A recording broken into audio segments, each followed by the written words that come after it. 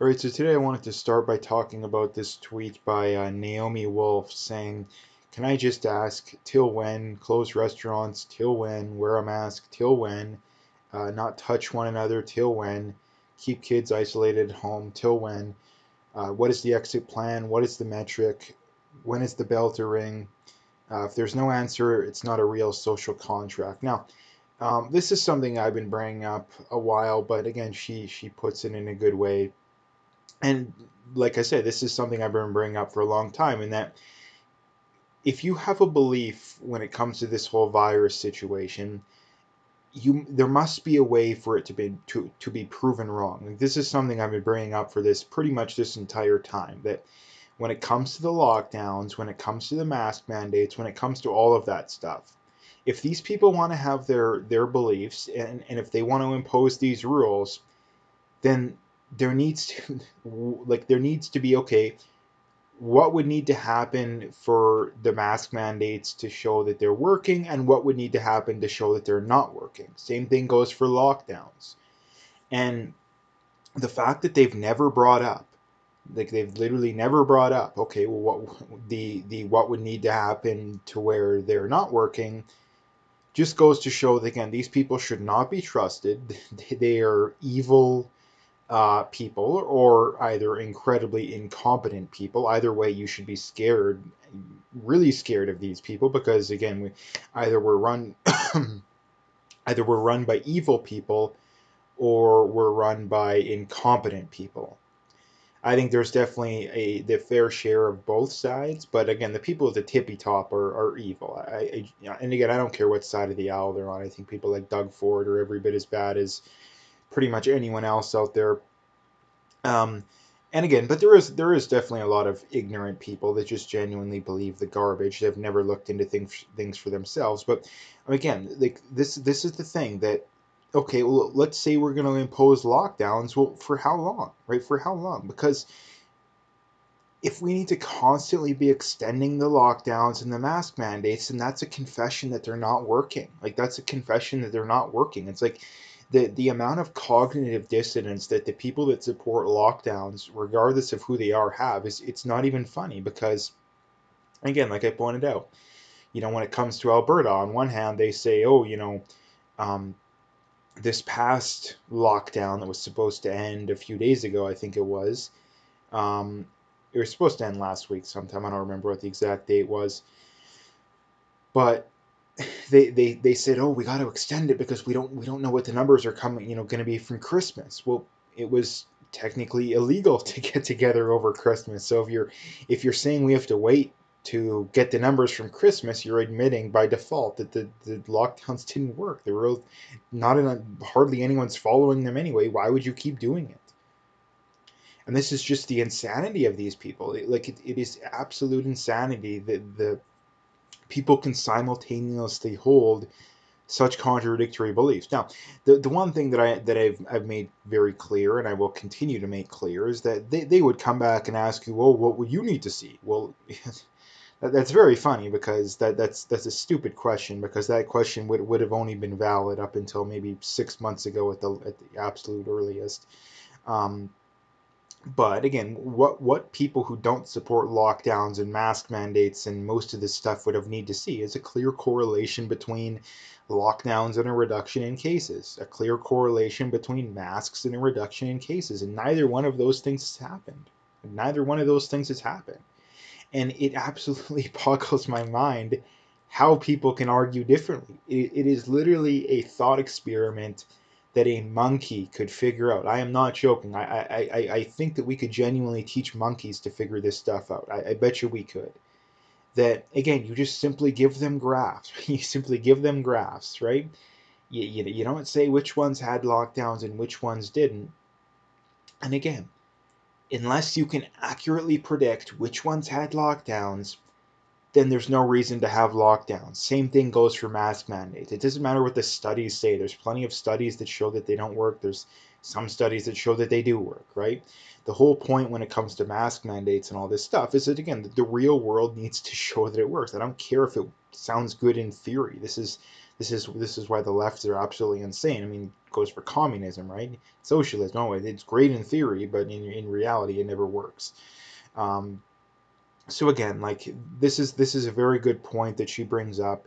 And again, until we can get these questions answered, until we can get some honest, um, just honesty, I guess, out of these politicians and doctors, I wouldn't trust a word they say. I wouldn't trust a word they say until we can actually get some honesty out of these people. Part of it when it comes to these people again is that their livelihoods haven't been affected at all. Like they're still getting their full salaries. A lot of these people have gotten raises. So again, they haven't been affected at all. And I think a lot of these people, again, like because it's so easy to fall into echo chambers these days, especially on that end, they they genuinely don't understand the pain and suffering of the average person, right? They constantly say, "Oh, you got to have sympathy for all the people that are dying of the virus." Well, 4% of Albertans last year died of the virus, and of those, at most 10% of those people actually died just because of the virus. So this idea that we have to have, oh, the sympathy for people dying of the virus, yeah, I have some sympathy, but it's nowhere near enough sympathy to completely destroy everybody's livelihoods because of it. It's 4% of people. You don't have any sympathy for the other 95 or sorry 96% of people. They don't matter. Again, like critical thinking is absolutely dead these days. Critical thinking, we have the opposite of critical thinking, right? So anyway, the next thing to bring up is from Paul Joseph Watson saying, it went from just wear a mask to this in a hurry, and it's a title saying police chief calls for power of entry into people's homes of suspected lockdown breakers. Now again, like this is how things go. Like this is how things go because again, the people in power are never going to admit they're wrong, at least as a whole. Some of them have. Um, and because of that, their solution to this whole situation is just constantly to double down, to constantly move the goalposts. That has been their solution this entire time. So what makes you think they're going to change now? Like, what makes you think they're going to change now? Eventually, they probably will change, but there's still enough people that are brainwashed into thinking that the lockdowns work and mask mandates are going to, that's the answer to everything. And oh, we got to wait for a vaccine, even though we already have a vaccine. It, like I say, the levels of cognitive dissonance these days is absolutely off the charts. The levels of insanity these days is absolutely off the charts. The next thing I wanted to bring up is from Kulvinder Kaur, saying world's toughest lockdown and military curfews has resulted in the highest you-know-what death toll. Peru is the you-know-what case study that lockdown advocates no longer want to discuss.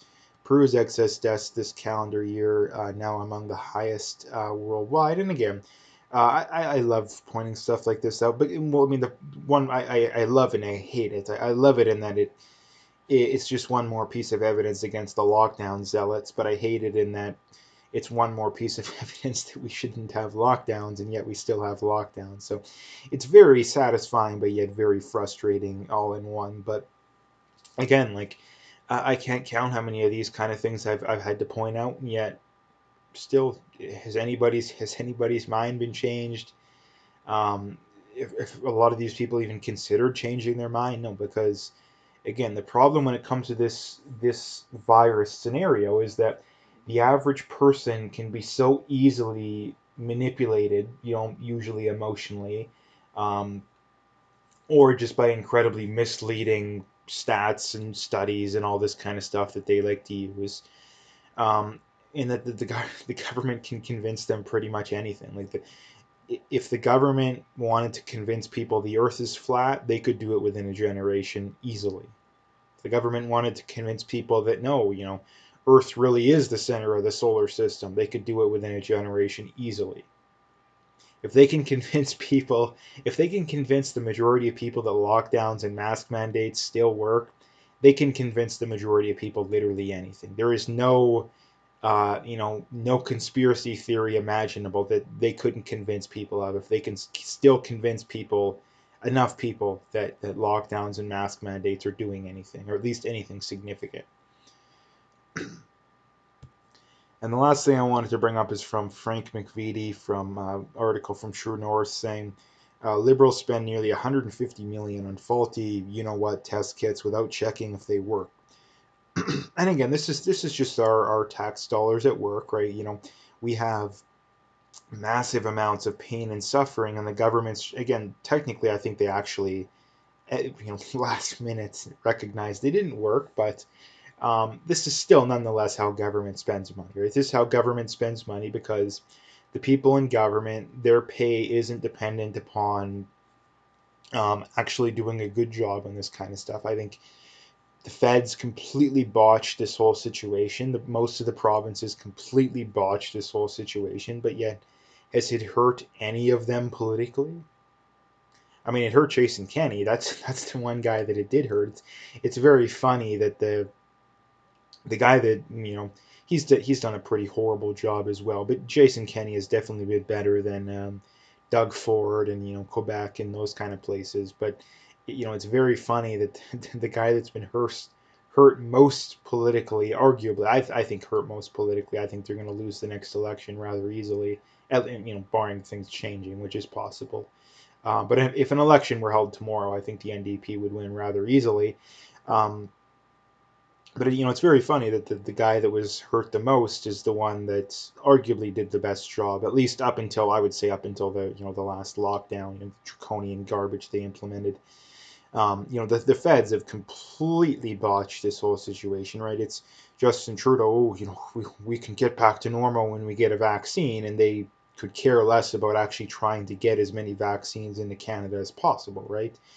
Um, it's, we got to be testing a lot of people, right? We got to, well, if you want to get a test, you can get a test, but yet they almost blow 150 million on faulty tests, right? They're spending, they're giving billions of dollars, tens of billions of dollars, maybe for all we know, to foreign countries that I don't understand. I guess the whole point here being is I don't understand how